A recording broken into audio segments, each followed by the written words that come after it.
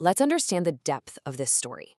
Today, we're diving into a tale that is honestly quite short, but it literally has the power to completely shift your perspective on life. We're talking about the sea and that ultimate, universal fear we all have. What will people say? We often give so much weight to other people's opinions that we forget who we really are. So come on, let's take this fascinating journey together and see what the sea can actually teach us about our own lives. Now, I want you to really think about this for a second. If every single person holds a completely different opinion about you, what is the actual truth? Let's say someone calls you amazing, someone else thinks you're awful, another person calls you selfish, and someone else says you're the kindest person they know. So, what's the real truth here? Are you just whatever people think you are, or is the reality something else entirely? That right there is the core mystery of our story today, and we're going to unravel it together. Section 1. Four Faces of the Sea. Let's set the scene. Picture a calm, beautiful seashore. There's a cool breeze blowing, and the waves are just gently rolling in and out. And right there on the edge, there's a little girl playing. She's building sandcastles, running up to the water, running back, just totally lost in her own happy little world. But then, suddenly, a big wave crashes in and sweeps her slipper right out to sea. For a few seconds, she just stands there, totally shocked, watching it float away.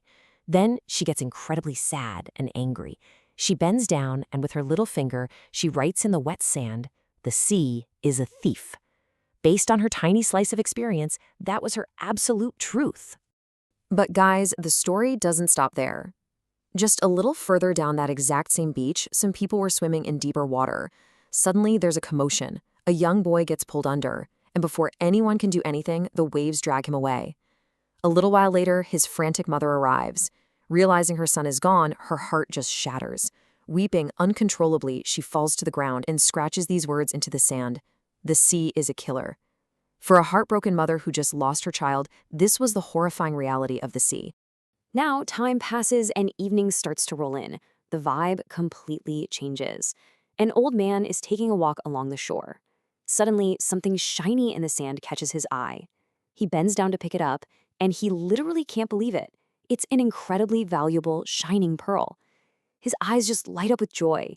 He looks up at the sky with a huge smile and writes in the sand, "The sea is merciful."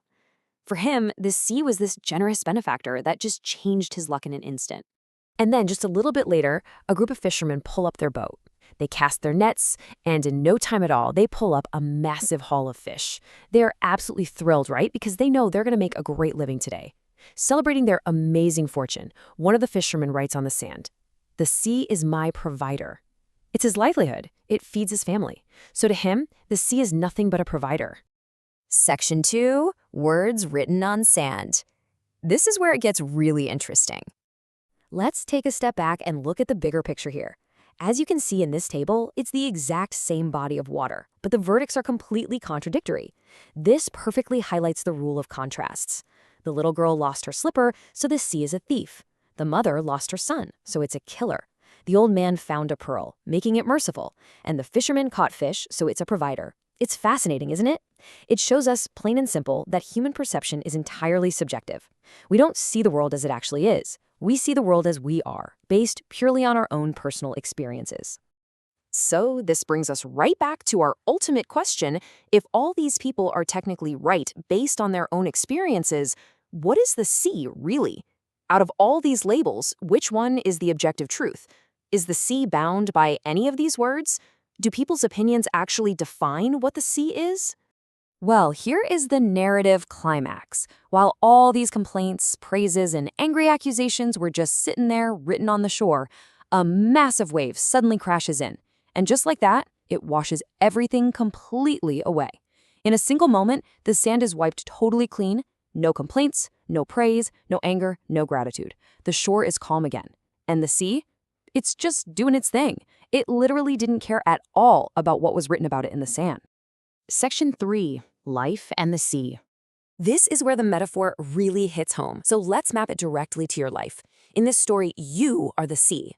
The words written on the sand, those represent people's opinions, what they think or say about you.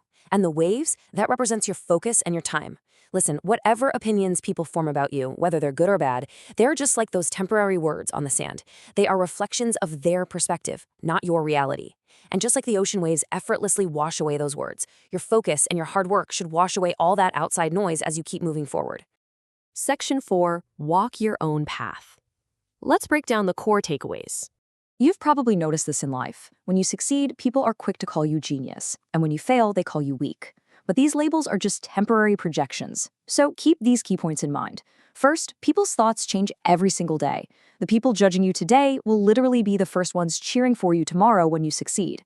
Second, don't take everything to heart. Everyone's experience is different, so their opinions will be too. Third, your job is to be like the sea. Stay relentlessly focused on your own waves, your own hard work. And finally, live life on your own terms. You absolutely do not need to let society's labels dictate your direction. And now, we reach the end of our journey with one final powerful question. Ask yourself honestly, will you stop worrying about what people will say? I really hope that after hearing this story, your answer is a hard no. Remember, if you keep your focus strong and just keep walking your path, the very people judging you today will be the ones telling your success story tomorrow. So be as vast as the sea, ignore the words in the sand, and just keep moving forward.